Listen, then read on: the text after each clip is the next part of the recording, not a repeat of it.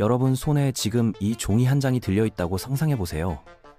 아무데도 쓸모없어 보이는 보잘것없는 종이에 불과합니다. 그런데 왜 모든 사람들이 이토록 간절하게 원할까요? 종이 재질 자체만 해도 $1도 채 되지 않을 텐데 말이에요. 그런데 누군가 이 위에 100이라고 적어놓으면 어느 순간 그것이 $100의 가치로 변신합니다. 정말 신기하지 않나요? 이런 일이 어떻게 가능한지 궁금해하신 분들이 많을 겁니다. 그리고 금이나 은처럼 실제 가치가 있는 것은 왜 돈으로 쓰지 않을까요? 오늘 우리가 탐구해볼 주제가 바로 이것입니다. 인류 역사에서 가장 흥미로운 질문 중 하나가 바로 돈이 어디서 나왔는가 하는 것입니다. 지금 우리가 당연하게 사용하는 화폐는 사실 그리 오래된 개념이 아닙니다. 옛날 사회로 거슬러 올라가면 돈이라는 개념 자체가 존재하지 않았습니다. 사람들은 간단하게 필요한 물건들을 서로 맞바꾸면서 생활했습니다. 이를 물물교환 시스템이라고 부릅니다. 예를 들어보겠습니다. 한 사람은 충분한 양의 쌀을 가지고 있었지만 정작 필요한 것은 생선이었습니다. 다른 사람은 바다에서 잡은 신선한 생선이 많았지만 쌀이 필요했습니다. 두 사람이 만나 자신이 가진 것을 서로 교환하면 문제가 해결되었습니다. 그런데 이 방식은 생각보다 많은 문제를 안고 있었습니다. 물물교환 체계는 공정한 가치 기준이 없었고 거래할 수 있는 범위가 극도로 제한적이었기 때문입니다. 만약 어떤 사람이 쌀만 가지고 있는데 생선이 필요하다면 어떻게 될까요? 하지만 생선을 가진 사람은 현재 쌀을 필요로 하지 않는 상황이라면 거래가 성립될 수 없습니다. 이 사람은 배고픈 상태로 남겨질 수밖에 없었던 것이죠. 이러한 근본적인 문제를 해결하기 위해 인류는 획기적인 아이디어를 내놓게 됩니다. 모든 사람들이 가치 있다고 인정하는 특정한 물건을 중간 매개 역할로 사용하기 시작했습니다. 이것이 상품화폐의 시작이었습니다. 당시에는 조개 껍데기, 소금, 그리고 사회 전체가 유용하다고 여기는 기타 물건들이 화폐의 역할을 했습니다. 고대 중국, 인도, 아프리카의 여러 문명에서는 카오리 조개라는 특정 종류의 조개를 광범위하게 거래 수단으로 활용했습니다. 역사적으로 유럽인들은 이 조개를 이용해 아프리카에서 노예를 매매하기도 했다는 기록이 남아 있습니다. 카오리 조개는 일상적인 작은 거래에는 매우 효과적이었습니다. 하지만 사회가 발전하고 경제 규모가 커지자 큰 거래를 위해 엄청난 양의 조개가 필요해졌습니다. 수천 개의 조개를 들고 다녀야 한다는 것은 비현실적이고 너무나 번거로웠습니다. 더욱이 특정 지역, 특히 인도양 연안 지역에서는 조개가 매우 풍부했습니다. 너무 쉽게 구할 수 있다는 것은 그것의 희소성이 떨어진다는 뜻입니다. 희소성이 떨어지면 자연스럽게 인플레이션이 발생합니다. 놀랍게도 인플레이션이라는 현상은 수천 년 전부터 존재해왔다는 점을 알 수 있습니다. 결국 더 나은 시스템을 찾아야만 했던 것입니다. 기원전 600년경 터키에서 인류 최초의 금속 동전 중 하나가 탄생합니다. 왜 금속을 선택했을까요? 금속은 조개보다 훨씬 더 내구성이 뛰어나고 광택이 있으며 무엇보다 희귀했습니다.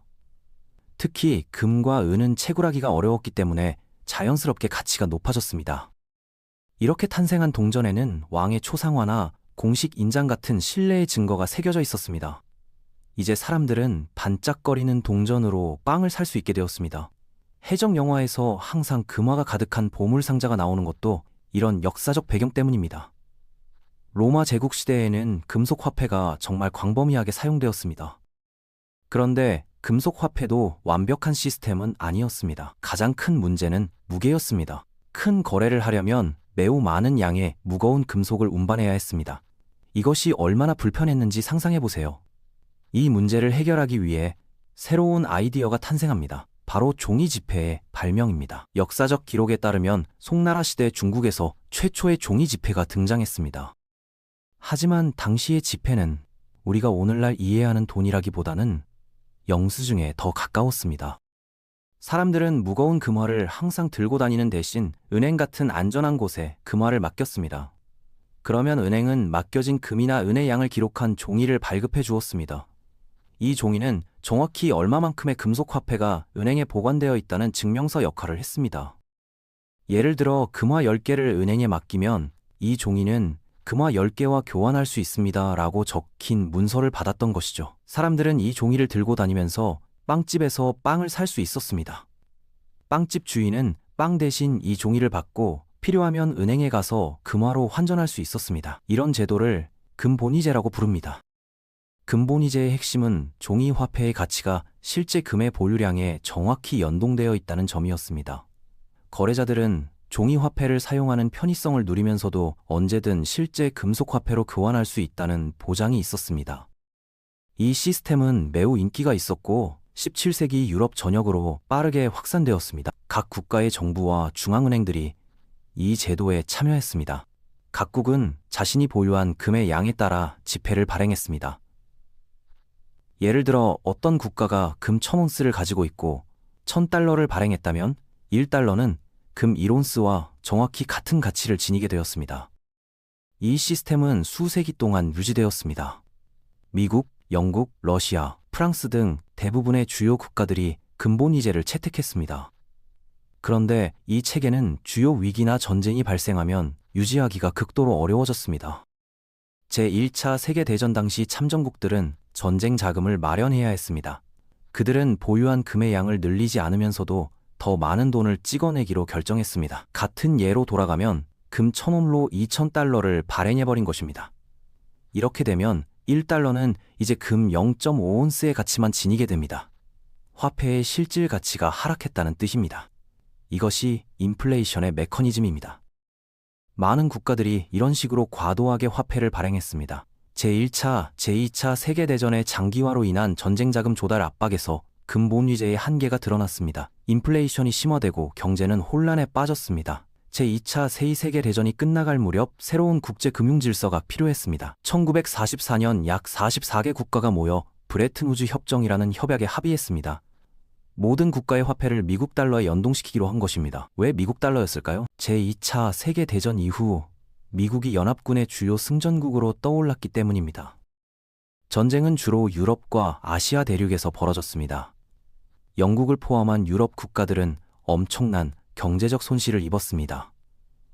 독일은 완전히 경제가 붕괴되어 금과 화폐 모두 바닥이 났습니다. 반면 미국은 원대륙으로부터 거리가 멀어 본토 피해를 거의 입지 않았고 오히려 전쟁 물자 공급으로 경제를 성장시켰습니다. 당시 전 세계 금 공급량의 약 68%에서 72% 정도를 미국이 장악하고 있었습니다. 따라서 모든 국가의 화폐를 미국 달러에 연동시키고 미국 달러는 다시 미국의 금 보유고에 연동시키는 방안이 나왔습니다. 이것이 국제 금융 질서를 안정시킬 수 있는 최선의 해결책이라고 여겨졌습니다. 그런데 역사는 반복되었습니다. 세계 화폐가 된 미국 달러에 대한 수요는 매우 높았습니다. 모든 국가가 미국 달러를 원했고 북한까지도 예외가 아니었습니다. 하지만 문제가 있었습니다. 미국이 보유한 금의 총량이 전 세계의 수요를 충족시키기에는 부족했습니다.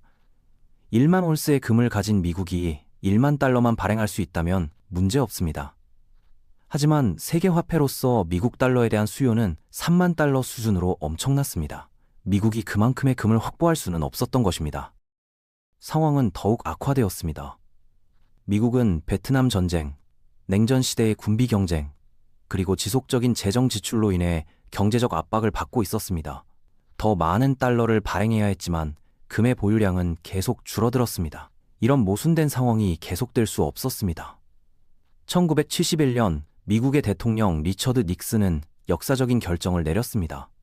금본위제를 포기한다는 선언입니다. 이 사건을 닉슨 쇼크라고 부릅니다. 그 순간부터 미국 달러는 실제 금과의 연결고리를 끊었습니다.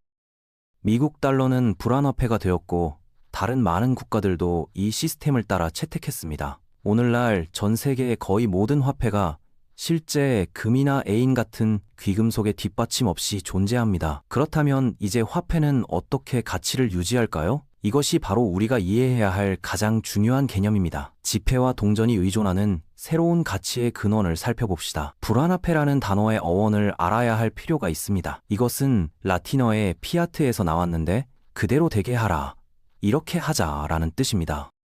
중세시대 왕들은 명령을 내릴 때 그렇게 하여라, 피아트라고 외쳤습니다. 왕이 명령했으니 모든 시민들이 그대로 따라야 했던 것입니다. 불안화폐도 매우 유사한 방식으로 작동합니다. 금과의 연결을 끊자 화폐는 물리적으로 실제 있는 것의 가치를 더 이상 지니지 않게 되었습니다. 그러자 정부는 선언했습니다. 이 종이는 1달러다, 이것은 10달러다, 이것은 100달러다 라고요. 한마디로 정부의 명령과 선포만으로 그것이 돈이 된 것입니다. 잠깐, 혹시 정부가 말하기만 하면 정말로 돈이 되는 건가요? 그렇게 간단한 일일까요? 답변은 의외로 간단합니다. 바로 국민들이 정부를 신뢰하기 때문입니다. 당신이 정부를 얼마나 좋아하든 싫어하든 정부는 국가를 통제하는 권한을 갖고 있으며 불안화폐 시스템을 작동시킬 능력이 있습니다. 정부가 안정적이고 강력하다면 국민들은 자신의 정부와 그 통화를 믿을 것입니다. 미국은 세계에서 가장 경제력 있는 국가 중 하나이기 때문에 사람들은 미국이 미국 달러의 가치를 계속 지켜낼 것이라 확신합니다. 이것이 미국 달러에 대한 수요가 여전히 높은 핵심 이유입니다. 반면 짐바브웨나 베네수엘라처럼 정부가 극심한 위기와 초인플레이션에 직면한 나라에서는 어떨까요? 국민들이 자국 화폐를 더 이상 사용하기를 거부했습니다. 그 결과 해당 통화의 가치는 폭락했습니다. 가치가 계속 떨어지고 아무도 그것을 원하지 않는다면 수조 원짜리 화폐를 들고 있는 것이 무슨 의미가 있겠습니까? 불안화폐의 역사와 개념을 이해했다면 이제 그것의 장단점을 살펴봐야 합니다. 많은 경제학자들이 불안화폐에 대해 논쟁을 벌이는 이유가 바로 이것입니다. 물리적인 가치 없이 순전히 신뢰만에 의존한다는 점이 양날의 검인 것입니다. 그럼에도 불안화폐에는 여러 장점이 있습니다. 가장 주요한 것은 비용 효율성입니다. 본이제 시대에 중앙은행은 화폐를 발행하기 위해 반드시 금을 보유해야 했습니다. 하지만 불안화폐는 중앙은행이 필요한 만큼만 유연하게 발행할 수 있습니다. 이는 경제관리에 엄청난 유연성을 제공합니다. 경제 위기 상황에서 중앙은행은 금리를 인하하고 대출을 확대하며 더 많은 화폐를 공급함으로써 경제를 활성화할 수 있습니다.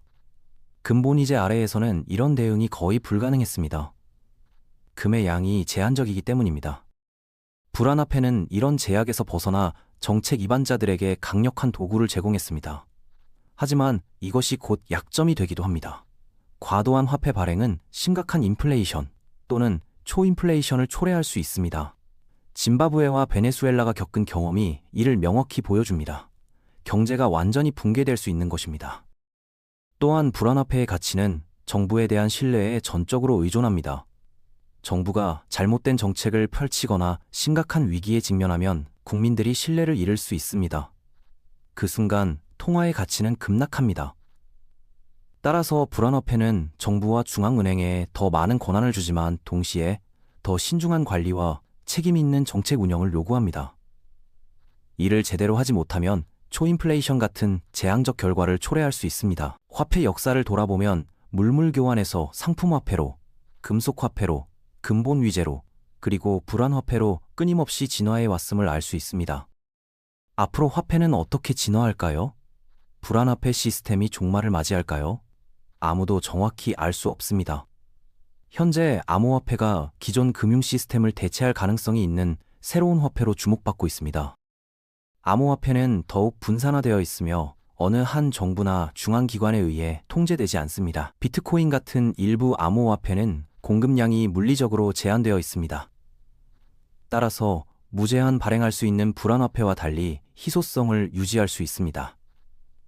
엘살바도르 같은 일부 국가는 비트코인을 공식 화폐로 채택했습니다. 그럼에도 대부분의 사람들은 여전히 암호화폐를 물품 구매의 수단이 아닌 투자 도구로 취급합니다. 왜 그럴까요? 암호화폐는 아직 매우 새롭고 극도로 불안정하기 때문입니다. 암호화폐의 변동성이 얼마나 심한지 모두 알고 있습니다. 오늘 0.0008 비트코인으로 커피를 산다면 내일은 0.0011 비트코인을 써야 할 수도 있습니다. 가격 변동이 너무 급격하고 예측 불가능하기 때문에 안정적인 거래 수단으로 기능하기 어렵습니다. 이러한 이유로 대부분의 사람들은 여전히 불안화폐를 현금으로 사용하는 것을 선호하고 암호화폐는 투기 수단으로 여깁니다. 따라서 정부가 불안화폐의 가치를 계속 유지할 수 있고 국민이 이를 믿는 한 불안화폐는 주도적 위치를 유지할 가능성이 높습니다. 다만 점점 더 많은 사람들이 현존 금융 시스템에 의문을 품고 암호화폐나 다른 대안으로 눈을 돌린다면 불안화폐의 시대도 언젠가는 막을 내릴 수도 있습니다. 역사가 보여주듯 화폐 시스템은 끊임없이 진화해왔고 앞으로도 그럴 것입니다. 변화의 속도가 얼마나 빠를 것인지, 그리고 그 변화가 우리의 경제에 어떤 영향을 미칠지는 아직 아무도 확실히 말할 수 없습니다. 하지만 분명한 것은 우리가 사용하는 화폐의 본질과 그 가치의 원천을 이해하는 것이 미래의 금융 환경에서 현명한 결정을 내리는데 핵심이라는 점입니다. 시청해 주셔서 감사드리며 더 흥미로운 주제로 찾아뵙겠습니다.